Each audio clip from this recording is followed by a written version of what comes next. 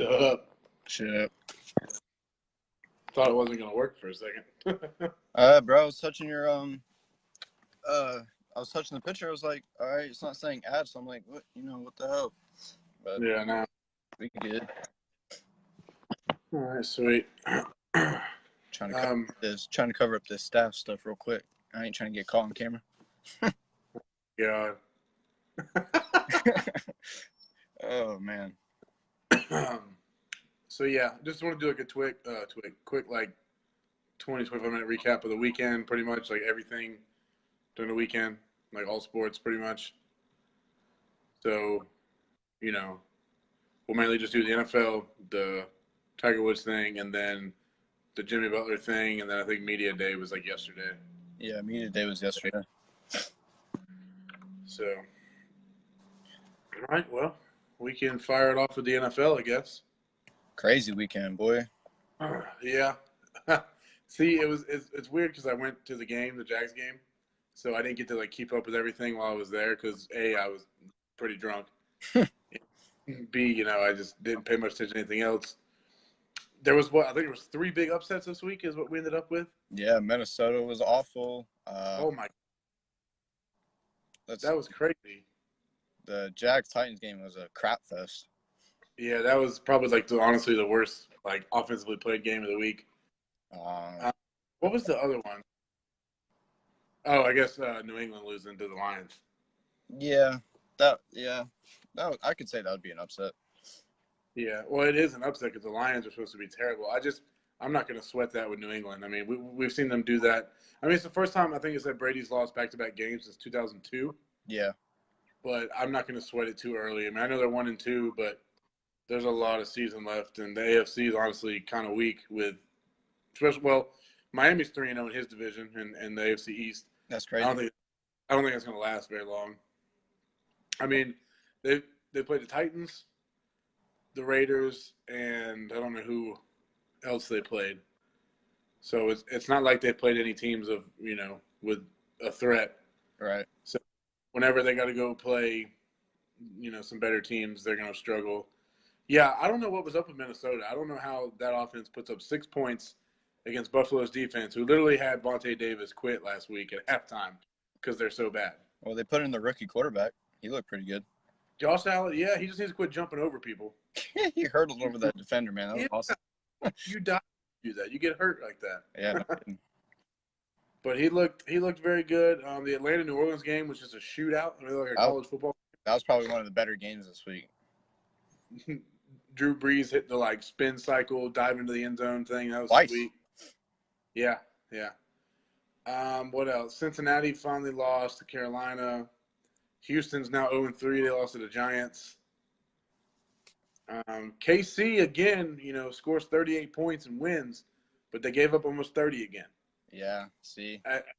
At some point, they're going to play a team with a defense, and I don't know if they give up 30 points, they're not going to win. That's the downfall of Kansas City. They put up points, but they allow too many points. That's just it's pretty much how the Saints have been for the past 5 years. True. Like Drew Brees can put 30 on you all day, but their defense has been bad since they had the whole Bounty Gate issue. Right. So Cleveland obviously won to beat the Jets. That was Thursday night, right? Yeah, it was Thursday. Yeah, yeah, I was in Orlando. Yeah, that's right. We talked about that one. Baltimore beat Denver, so I think Baltimore is 2-1 or something like that. So let's see. Philly beat Indianapolis, and Carson Wentz come back. Carson looked pretty good. He didn't look strong, but he definitely looked pretty good. Yeah. It wasn't ravishing, but he played well. No. Washington got hurt. Washington beat Green Bay. That one was another upset. What are your thoughts on these passing or roughing the passer calls, man? It's crazy. It's stupid. I mean, I get it. It's to protect the quarterbacks because that's literally how Aaron Rodgers has died twice with a broken collarbone. Right. So it's to protect the quarterback is a good rule. I just think they need to change roughing the passer penalties like that. They don't need to be 15 yards in a first down. No. If it's going to be like a weight distribution penalty, Mm-hmm. It should be a redo down or a 5 yard or something simple, because it's such a judgment call. It's not blatant.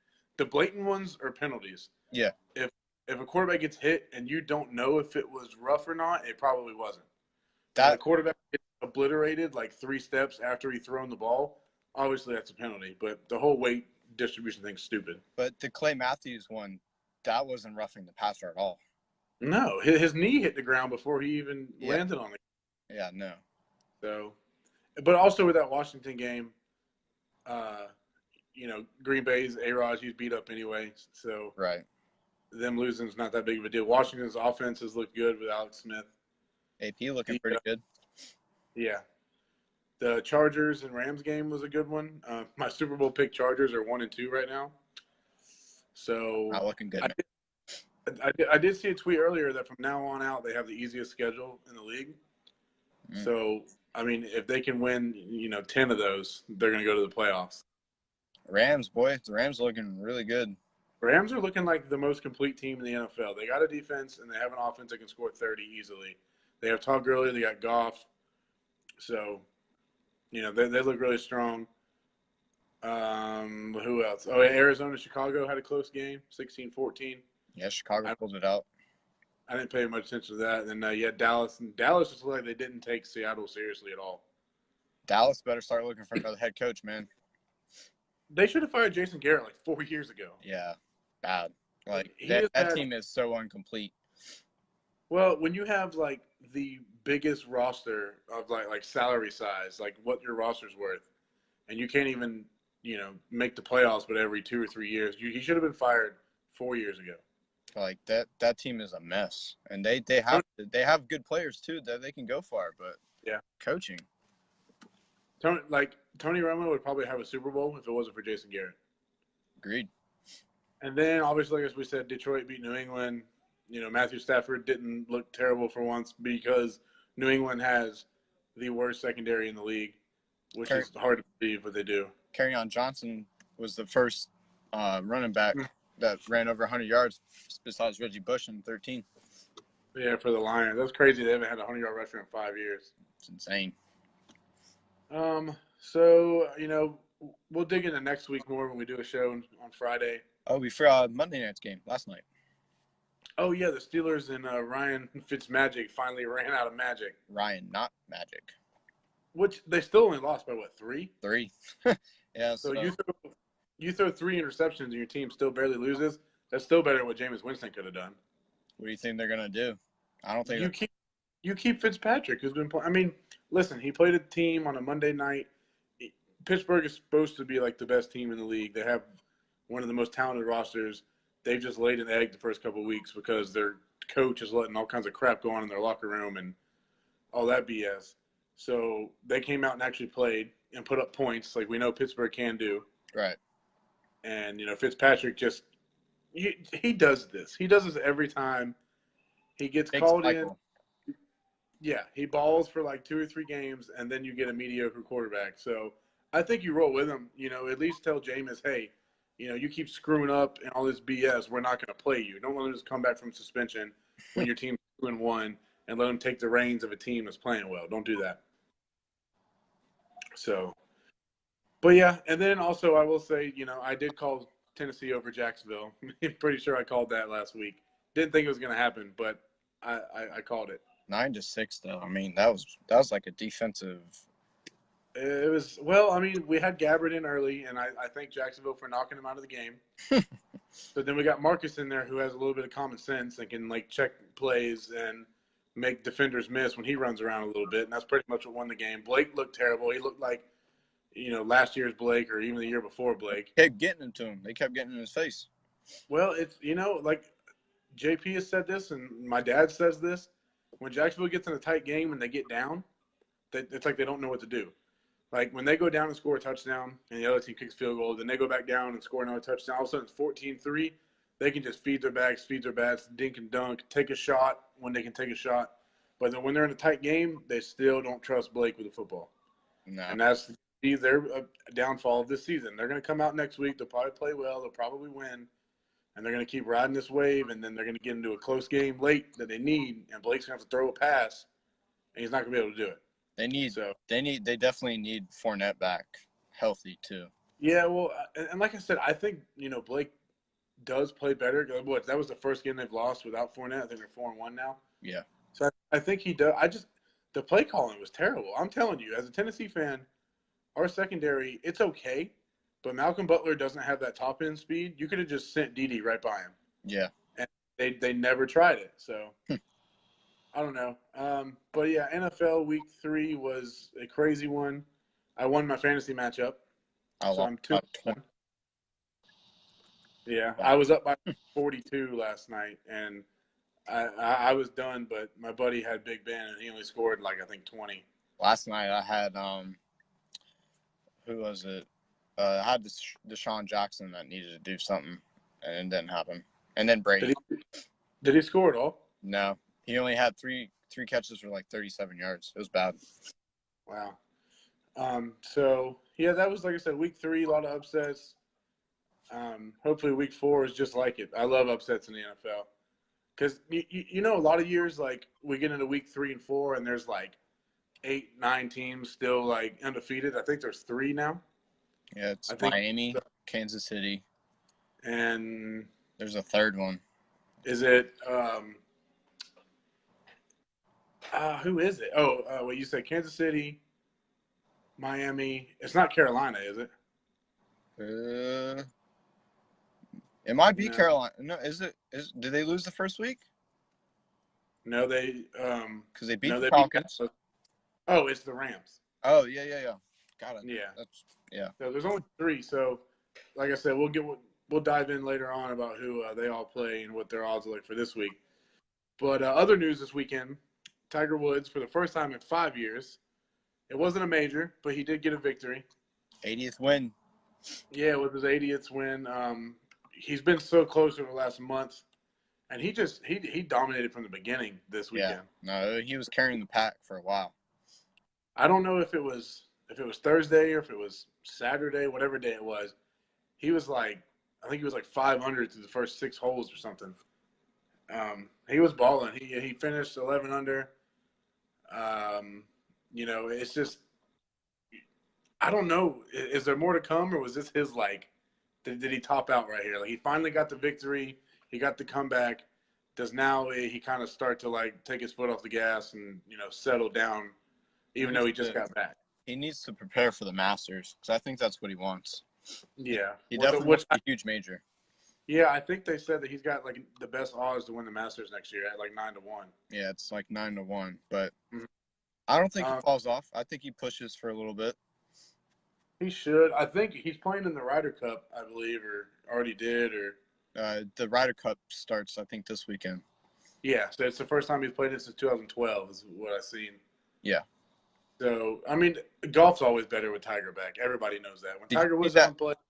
Did you see that massive crowd he was carrying through the 18th hole? Yeah, they've been doing that since like he's been, with his comeback, and it's like they take that and they compare it to a picture from like 2006 or 2003, and it just looks actually it looks even more populated than it was then. So he definitely looks strong. I can tell you that. Yeah, golf's a lot better when Tiger's around, and I don't even know who was the dude that ended up winning like the FedEx points. Was it Johnson? It might have been Dustin Johnson. You would have to pull up the leaderboard, and I have no idea. Yeah, I'm trying to find it because I know Tiger had to win, and he had to have like 10 other dudes like tie in certain positions for him to win it. Well, he's still in second. The last time I checked, he was still second in the FedEx playoff cup. Yeah, I mean he needed a lot of help from the other guys to get there, but I mean that's crazy to go from what was like 4 back surgeries to coming out and just like I don't want to say dominating because it was just one tournament, but over the last 4 to 5 tournaments he's been top 15, top 10, top 2. It was a strong performance, is what it was. Yeah, he's been very consistent. And that's what leads me to think that in the next season when they come around again and they start over, it was Justin Rose. Justin Rose, okay. That won it. Dustin Johnson finished 4th. But that's like the consistency that he showed this year, I think, is going to hopefully carry in the next year. Because, like I said, golf's better with Tiger. So, Agreed. I don't know. We talked a little bit last weekend or last whatever it was, Friday, Saturday, whatever day. It's Friday. Yeah, about the whole Jimmy Butler thing. He's wanting to get out of Minnesota. So the owner came out. It was like a few days ago. He said he wanted Butler gone by today. I saw that, I know, and I was like, okay, Jimmy Butler's gonna get traded. But then he went into a meeting with Thibodeau and them, and it came out, and I guess they declined his trade offer or his trade demand again. But they, he's still pretty. I don't know. Do you think he gets traded before the season starts? If he doesn't, then you're going to see another Kawhi Leonard situation. He's going to complain something's hurting, and he's just going to sit on the bench for the season because he doesn't want to play. Yeah. So this is from Adrian Wojnarowski or something off of Twitter. Mm-hmm. Said that they're trying to convince him to rejoin the team, but it says Butler's sitting out, awaiting the organization to honor his trade request. So yeah, he's probably just going to sit out until it either happens or whatever it is. I mean, if you're an owner or the head coach and one of your players wants out, then just get rid of him because he's not going to do anything for you. Yeah, I mean that's like hiring someone who doesn't want to work for you. Like they're going to do a crappy job or they're not going to show up. So why would you even keep that baggage?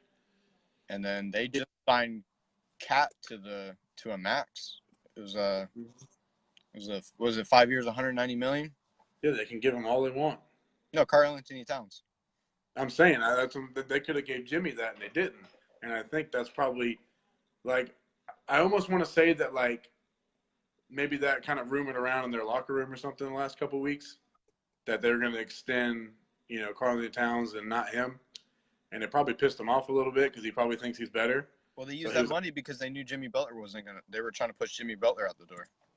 Yeah, I mean that too. But so that's kind of like a double whammy. Like you want to trade, they won't trade you, and then they're going to go sign somebody to $190 million, which that's what he's looking for. So if you're a team that's looking to trade for him, like is Jimmy Butler even worth a max contract? I haven't seen. I don't think so. But in my opinion, I don't think he gets traded before the season starts. It's like 3 weeks away. So I don't know. I kind of disagree with that. I think he'll get traded before the season starts. I think it sets like the top teams were like the Cavs, the Heat, and Clippers. Someone else that are going to like try and pursue him. But in his top three he wants to go to, like they weren't in there. So, but I guess that's the other thing too. When you demand a trade, the team can just send you to somebody that you don't want to play for. Mm-hmm. Like the whole Kawhi Leonard thing. Like, I don't want to play in Toronto. Okay, here you go. Bye. Yeah. Well, he kind of – I don't know. I think he'll play. For them or for somebody else? No, for them, Toronto. Oh, Kawhi? Yeah. Well, yeah, Kawhi. Yeah, Kawhi. Yeah. That was just, and then they made a whole stink. I don't remember if we covered it or not about why Jimmy doesn't want to go to L.A. with LeBron and all that BS. And I don't think he can handle it. I don't think anyone can handle LeBron. Like did you see their starting lineup, the Lakers? Yeah, they had the pitcher. It was like him, Lonzo, Brandon, Kuzma, and there was one more. McGee was on the twos. But it was funny. I don't know. It was just a funny picture. Because in the twos was like Rondo, McGee, Stevenson. But I don't know. I don't know. Like I said, we talked about the Lakers a little bit last time too, and they're gonna have a decent season. It's just gonna be kind of dreadful and painful in the beginning. And Lonzo's daddy's gonna talk, and you're in LA and you're the biggest player in the league. Like they're all gonna just probably crush the Lakers in the beginning as far as the media and like how they play and then they interviewed Carmelo starting for Houston, and he's saying he just wants to play for a contender, even if it means coming off the bench. Which is fine. He's in that point in his career where like that's fine. You need to get a ring, however you can get it now. But deep down, he doesn't want to get off the bench at all. He wants to Well, start. no, he's a. I mean, I guess Carmelo is probably a future Hall of Famer, and no one wants to. No Hall of Famers gonna want to sit on the bench. God no. So it's one of those, you go to a bad team and be the best player, but your team plays bad, or do you sit on the bench, come off of the bench, and possibly win a title? It's two different things. And that's what a lot of the older players are saying about, which obviously Carmelo is an older player, but they're saying the generation's different. Like back in, the early 90s when you got drafted and you came in, you didn't really give a crap about rings. You just wanted to play and, show you were the best and like pump your numbers up. And when you got close to retire and it's kind of like Paul Pierce, Kevin Garnett. Yeah. Like when they got old, they all went to the Nets and just, tried to play there the best they could. They could have went and joined Kobe, or they could have went and joined LeBron and kind of teamed up. Ray Allen did it. So it's what do you care about more, a ring or how people see you at the end of your career? It's pretty much what it is. And some guys care, some guys don't. Yeah. So. I mean, Hall of Fame isn't really all on rings either, No, I mean it's hard because that's how we portray it as people who watch the game. When we think of Hall of Famers in any sport, you go, okay, well, how many championships did they win, or how many MVPs did he win, or yeah, and that's what it boils down to a lot of times. That you can argue that with any sport. I mean, you can argue Montana versus Tom versus Rogers versus Manning. You can argue, for NBA, you can do MJ, LeBron, Kobe, Magic.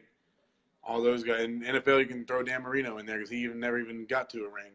right? So it's pretty much what matters to you, and it's all a combination of all of it. So, who are your top 3 teams in the NBA, East and West, for the season? Yeah, who do you think's gonna be well, good? it's obviously in the top 3 in the West. I'm probably Golden State. I think Houston actually got worse because they lost to Ariza and somebody else. So, but I mean, the Spurs are still bad. I don't know. The Thunder, you never know what they want to do. It depends if Russell wants to just score, or actually win games. You don't ever know. Yeah. The Jazz are going to be good this year. And, I agree. I mean, if Jimmy Butler plays, Minnesota, I thought was going to be, kind of a force to be reckoned with. So it's really open in the West, which it is every single year. But I guess based off of last year, I'd have to go Golden State, probably the Rockets, and then I'd probably throw the Jazz, which I think the Jazz were the 2 seed last year anyway, weren't they? The 2 or the 1? I think there were 3. It might have been it was up there. So it's probably going to be about the same. The East, I mean, the East, now that Kawhi's in Toronto,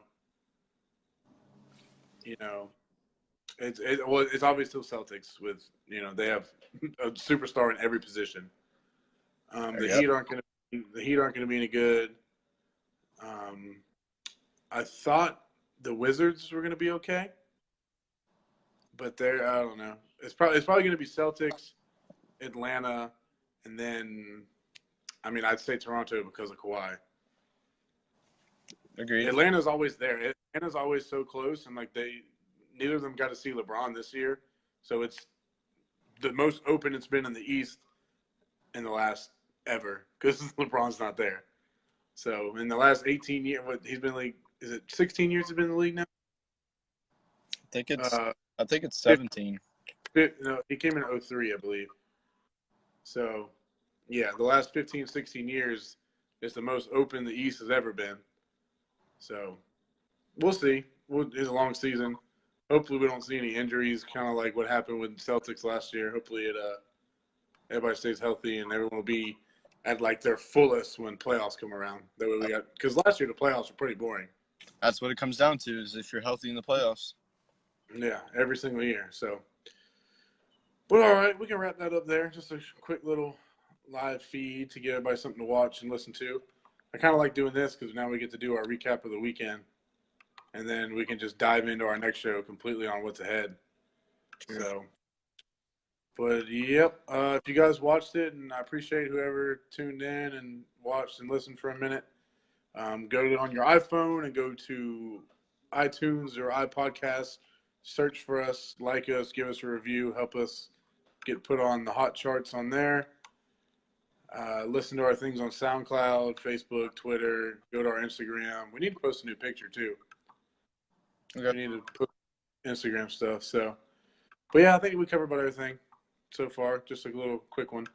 Yep. So We'll be back Friday, I think. yeah. Friday we're gonna record, and then we'll release Saturday like usual with a video and everything else. So if you watched, we appreciate it. Thank y'all, and we'll talk to y'all later. See ya.